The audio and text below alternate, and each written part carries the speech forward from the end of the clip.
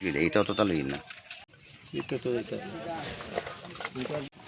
খাম করো বা কও তান্তে কও কিটা খাম কিন্তু আগে কও বা তুই করো ভাইয়া তো খাও ওটা আইনো কিটা হইছে আসেন বাসে এটা পেট মারছে চলো হচ্ছে গত 10 তারিখে বাঁধ ভাঙার পরে আমি ওই এলাকা লাটেপুরা গ্রাম পঞ্চায়েতের উপপ্রধানের সাথে আলোচনা ক্রমে জানতে পারার পর উপপ্রধান আমাকে বলেছেন যেহেতু আমরা শাসক দলে আছি সেই হিসাবে কোনো নেতৃত্বের বা মন্ত্রীর সাথে কথা বলে যাতে এই কাজটা শুরু করি। সেই হিসাবে আমি আমাদের অ্যাডভোকেট সন্দীপ দেবরায় ওনার সাথে আলোচনা করি এবং ওনার কাছ থেকে আমরা সাহায্য চাই। সেই হিসাবে সন্দীপ দেবরায় আমাদের এই বাঁধ পরিদর্শনে আসেন। পরিদর্শন শেষে উনি চলে যান এবং আমাদের বিভিন্ন আধিকারিকের সাথে কথা বলে বাঁধ যাতে দ্রুত গতিতে হয় সেই আশ্বাসটা উনি দিয়ে গেছেন। কিন্তু দুর্ভাগ্যবশত কিছু কিছু মানুষ গতদিন সোশ্যাল মিডিয়ার মাধ্যমে জানতে পারলাম যে সন্দীপ দেবরা এখানে এসেছে কেন, কীভাবে এসেছে, উনি কাজের সাথে জড়িত নাকি। এটা খুবই দুঃখজনক বিষয়। আমাদের এটা আমরা কোনোদিন আশা করিনি। কারো কাছ থেকে আমরা সাহায্য নিতে পারি, কিন্তু যে সাহায্য করবে তারকে নিয়ে এরকম কথা বলা আমাদের খুবই দুর্ভাগ্যবশত।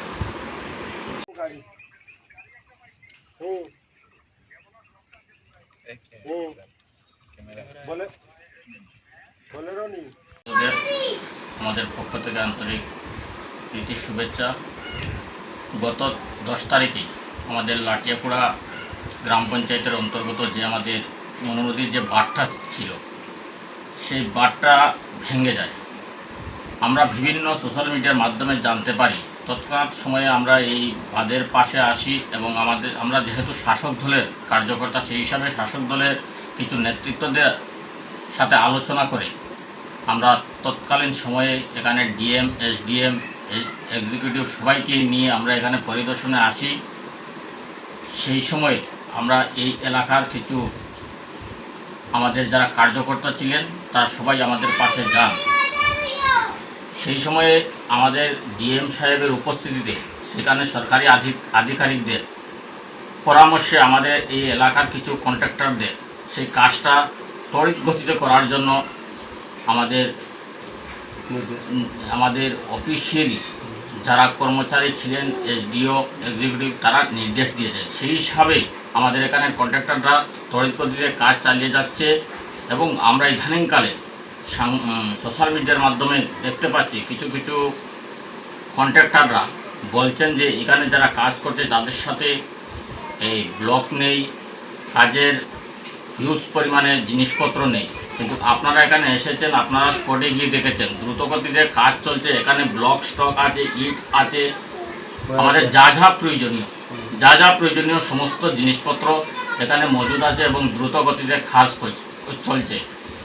কিন্তু দেখা যাচ্ছে কিছু কিছু মানুষ আমাদের এই এলাকার যাতে ক্ষতি হয়ে যায়, যাতে এই বানটা না হয়, যাতে আমরা ভুক্তভোগী হই, সেই হিসাবে কিছু কিছু মানুষ কাজ করছে। আপনারা সবাই দেখুন এবং এই বিষয়ে এখন আমাদের এখানের লোকাল কন্ট্রাক্টর শপাত ভাই এই বিষয় নিয়ে কিছু আলোচনা করবেন। হচ্ছে এখানে যখন বাঁধ ভেঙে যায় তখন আমাকে এক্সিকিউটিভ ইঞ্জিনিয়ার আমাকে খবর করার পরে আমি সাইটে যাই। যাওয়ার পরে যথারীতি আমাকে নির্দেশ দেয় আমার এগ্রিমেন্টের এগেনিস্টে এখানে কাজ শুরু করার জন্য, এবং কাজ শুরু করেছি। দ্রুতগতিতে কাজ চলছে। সেই কারণে আব্দুল মান্নান বারবার এক্সিকিউটিভকে ফোন করে বিরক্ত করছে। সে বলছে তার কাছে হিউজ পরিমাণে মাল আছে, ওই মালটা কাজে লাগানোর জন্য। এক্সিকিউটিভ ইঞ্জিনিয়ার আমার চোখের সামনে ওকে মানা করছে, না তুমি এখানে আসার প্রয়োজন নেই, তোমার এদিকে তোমার কোনো এগ্রিমেন্ট নেই। তারপরও ও এক্সিকিউটিভ ইঞ্জিনিয়ারকে ফোর্স করছে, না স্যার আমার কিছু মাল আছে, এক্সেস মাল আছে, মালটি আমি পাঠিয়ে দিই। এক্সিকিউটিভ ইঞ্জিনিয়ার বারবার মানা করছে ফোনের মাধ্যমে, আমি সামনে উপস্থিত ছিলাম। তারপরও সে ফোর্স করে 20-25টা গাড়ি ব্লক ভর্তি করে এখানে পাঠিয়ে দিই। তখন আমি যখন এক্সিকিউটিভ ইঞ্জিনিয়ারকে বলছি, স্যার আমার কাছে তো হিউজ পরিমাণে ব্লক আছে, আপনি তো ব্লকের কোনো পারমিশন দিচ্ছেন না বা আমাকে বলছেন না, ও আব্দুল মান্নান কেন এখানে ব্লক নিয়ে আজারি এই সমস্ত মানে কাজের বাধা বা বিঘ্ন সৃষ্টি করছে। এদিকে রোড খারাপ হতে চলছে, এদিকে ওয়ান সাইড রোড, গাড়ি ঢুকছে না, বারবার ফাটছে, আমরা রোডের কাজ করছি। প্রথমে রোডের কাজটা মানে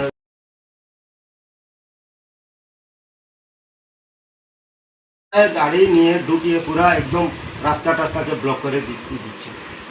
তারপর যখন আমরা অভিযোগ করি এক্সিকিউটিভ ইঞ্জিনিয়ারকে, বলি যে আমাদের হাতে হিউজ পরিমাণে মেটেরিয়ালস আছে, আপনি কেন ওকে নির্দেশ দিয়েছেন? ও বলছে না, আমি তো তোমার সামনেই মানা করছিলাম। ও ফোর্স করে নিজের থেকে ব্লক পাঠিয়ে দিয়েছে। তারপরে অনেক কথাবার্তা হওয়ার পরে ওকে রিটার্ন করে দেয় এক্সিকিউটিভ ইঞ্জিনিয়ার, বা এখানে লোকাল থানাও আসছিল, বিএসএফ কোম্পানি কমান্ডারও আসছিল। ওরা বিস্তারিত জানার পরে ডিসিএমও ছিল, বিস্তারিত জানার পরে ও বলছে ঠিক আছে, যেহেতু আপনার এগ্রিমেন্ট আছে, আপনার এগ্রিমেন্টের এগেনিস্টে কাজ হচ্ছে বা আপনারা কাজ করাচ্ছেন, তো এলাকার এজেন্সি আমি করছি, একটু বিশ্বাস রাখবেন, আমি সপ্তাহ দিনের মধ্যেই, যত দ্রুত গতিতে হোক, সপ্তাহ দিনের মধ্যেই আমি ওইটা ফিল আপ করে নেব, সম্পূর্ণ করে নেব। এবং সে এখানে কাজ করতে না পারায় রোডের মধ্যে আমার গাড়িগুলি বিভিন্ন লোককে দিয়ে পরিচালনা দিয়ে পয়সা করি খরচ করে আমার গাড়িগুলোকে, মেটেরিয়ালসের গাড়িগুলোকে রাস্তার মধ্যে ব্লক করছে।